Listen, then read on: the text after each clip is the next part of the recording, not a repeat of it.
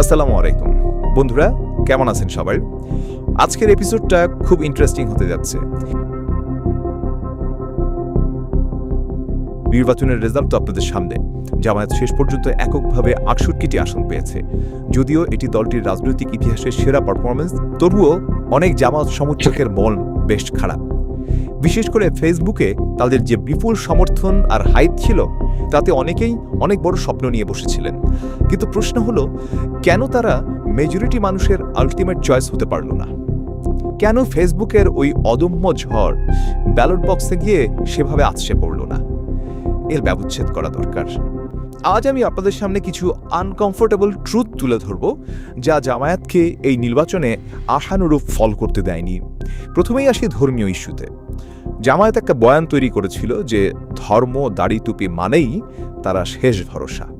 তারা ভোটের আগে জান্নাতের টিকিট বিক্রি করতে চেয়েছে, কিন্তু বাঙালির সহজাত ইসলামী বোধ এই বিহস্ত টিকিটের বিষয়টি পছন্দ করেনি।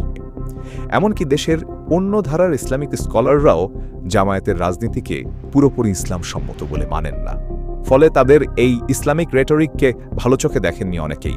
যখন কোনো নেতা স্টেজে দাঁড়িয়ে নিজের জন্য অলৌকিক দাবি করেন, তখন সাধারণ ধর্মপ্রাণ মানুষ এটাকে শিরক হিসাবে দেখেছে। মানুষের ওপর থেকে এই মরাল সুপিরিয়রিটি দেখানোর চেষ্টাটা উল্টো ফল দিয়েছে। জামায়াতের কিছু ইউটিউবার আর কট্টর বক্তারা যে নোংরা ভাষা আর গালিগালাজ ব্যবহার করেছেন, সেটা কোনো ভদ্র সমাজ গ্রহণ করে না। গালি দেওয়া আর লজ্জার পর্দা ছিঁড়ে ফেলা এক জিনিস নয়। পিনাকি, ইলিয়াসরা সবাইকে অকথ্য ভাষায় আক্রমণ করেছে, যা দেশের সাধারণ মানুষ স্বাভাবিকভাবে নেয়নি।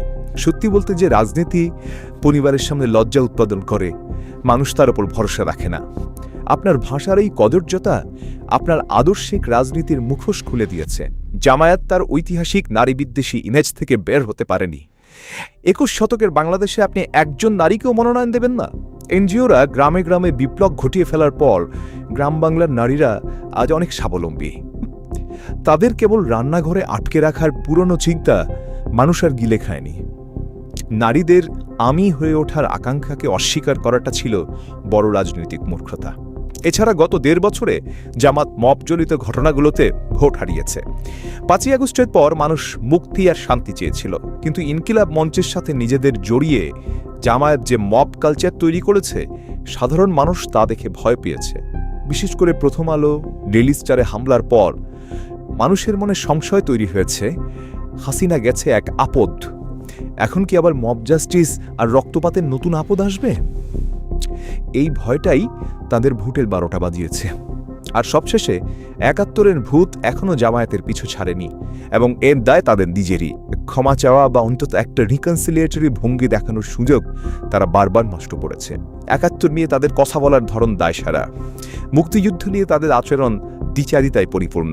তাদের দলের নেতারা কখনো মুক্তিযুদ্ধকে স্বীকার করেন, ভুল বলেন, আবার তাদের লোকজনই অনলাইনে মুক্তিযুদ্ধ বিরোধী প্রচারণা চালায়।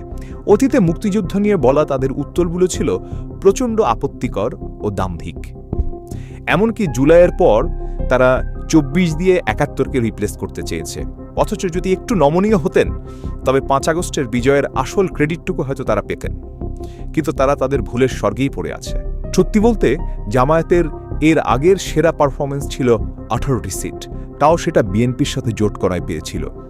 এবার জামায়াতের এই ৬৮টি সিট প্রাপ্তি মূলত একটি সাময়িক হাইপের ফলাফল। আমাদের দেশের মানুষ বাংলাদেশি সংস্কৃতি আর ধর্মীয় সেন্টিমেন্টকে আলাদাভাবে দেখে। সেই সেন্টিমেন্ট ছাপিয়ে জামায়াতে প্রথাগত রাজনীতি গ্রহণ করার জন্য বাংলাদেশ এখনো প্রস্তুত নয়। ভবিষ্যতের রাজনীতিতে টিকে থাকতে হলে জামায়াতকে তাদের নাম বদলে এবং খোলনলচে পাল্টে পুরোপুরি নতুন একটি রাজনৈতিক ধারা নিয়ে আসতে হবে। অন্যথায় তারা একটি নির্দিষ্ট গণ্ডি বা গোষ্ঠীর মধ্যেই আটকে থাকবে। মনে রাখবেন ভাইলগ, ফেসবুকই সব না। ফেসবুকে জেতা মানেই ফেসলেস একটা প্ল্যাটফর্মে জেতা। ব্যালট বক্স অনেক বেশি রিয়েলিস্টিক। জামায়াত বুঝতে পারেনি যে বাংলাদেশের মানুষ মুক্তমনা, এবং তারা কোনো এলিটিজম বা ধর্মীয় অহংকার পছন্দ করে না। এই হাইট তারা ধরে রাখতে পারবে না যদি না তারা নিজেদের সত্যিকারের একটি বিকল্প হিসাবে ঢেলে সাজায়। কি ভাবছেন আপনারা? জামায়াতের পরবর্তী রাজনীতি কেমন হতে পারে? কমেন্টে জানান।